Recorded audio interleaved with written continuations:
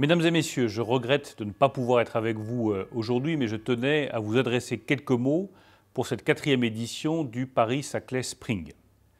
D'abord, je voudrais saluer l'écosystème de Paris-Saclay et vous dire à quel point votre ambition doit être forte.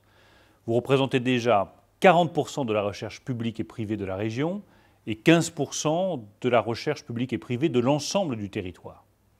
Le président de la République l'a rappelé lors de la présentation du plan quantique en janvier dernier. Paris-Saclay, c'est l'image de ce que nous pouvons réussir collectivement quand nous regroupons les meilleurs et que nous nous donnons de tous les moyens nécessaires. Les défis à relever sont absolument considérables, surtout au lendemain de cette crise. D'abord, il n'y aura pas de relance sans amélioration de nos capacités d'innovation. L'innovation est au cœur de la relance et elle sera au cœur du succès français. Nous avons donc mis en place 100 milliards d'euros de plan de relance, avec cette volonté au cœur de ce plan, favoriser l'investissement en France pour l'innovation, avec au moins 3 manières de procéder. La première, c'est de renforcer notre production et notre innovation dans des secteurs critiques. Qu'est-ce que la crise a montré? Que sur certains secteurs, nous étions vulnérables.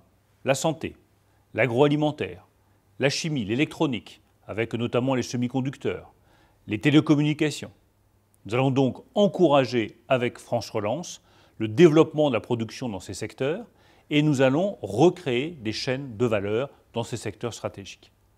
De ce point de vue-là, je veux saluer les entreprises implantées à Paris-Saclay qui ont répondu à notre appel à projet. 4 entreprises sont lauréates dans 3 des 5 secteurs clés que nous finançons.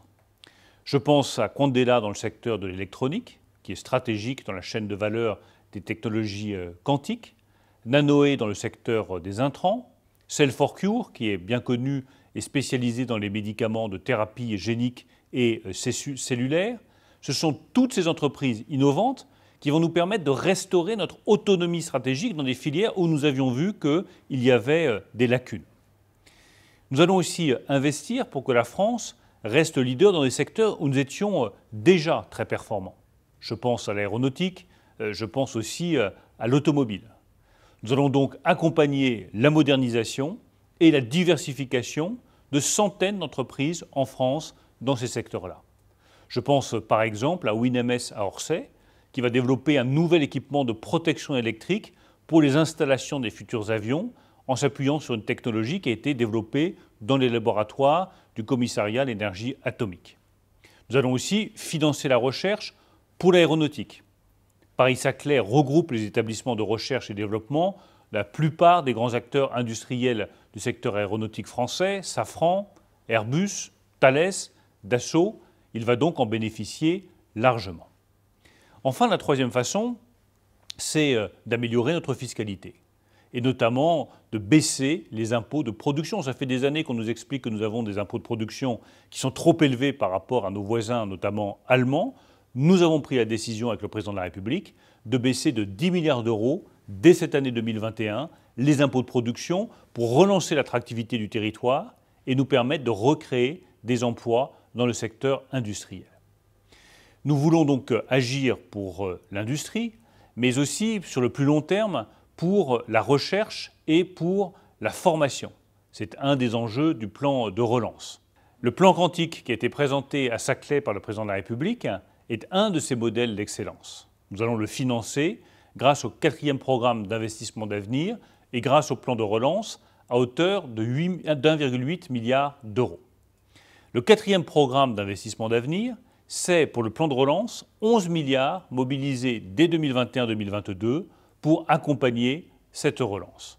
Nous allons financer aussi sur le long terme le développement des technologies vertes de demain, comme l'hydrogène, pour accompagner les entreprises innovantes, pour soutenir les écosystèmes d'enseignement supérieur, de recherche, d'innovation et aussi évidemment les entreprises industrielles.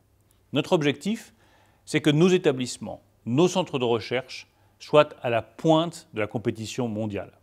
C'est d'ailleurs ce qu'est devenu Paris-Saclay, une terre d'innovation, une terre de grande réussite, une très forte croissance obtenue au cours de la dernière décennie. Tout cela vous doit beaucoup et je tiens à vous en remercier. Bien entendu, cet engagement doit se poursuivre au-delà de notre réponse à la crise. Nous avons donc augmenté en loi de finances les crédits de l'Agence nationale de la recherche. Dès cette année, nous augmentons son budget de plusieurs centaines de millions d'euros grâce à France Relance. La Silicon Valley a réussi à devenir un symbole de l'innovation de pointe qui mêle établissements universitaires d'exception, entreprises dynamiques. Paris-Saclay doit faire aussi bien. Beaucoup a déjà été fait. Il faut continuer dans cette voie avec une détermination toujours plus grande. Nous avons tout pour réussir. Votre 4e édition nous permettra d'améliorer encore ce que nous avons déjà fait. J'espère que vos réflexions nous permettront aussi d'améliorer l'action du gouvernement. Merci à tous.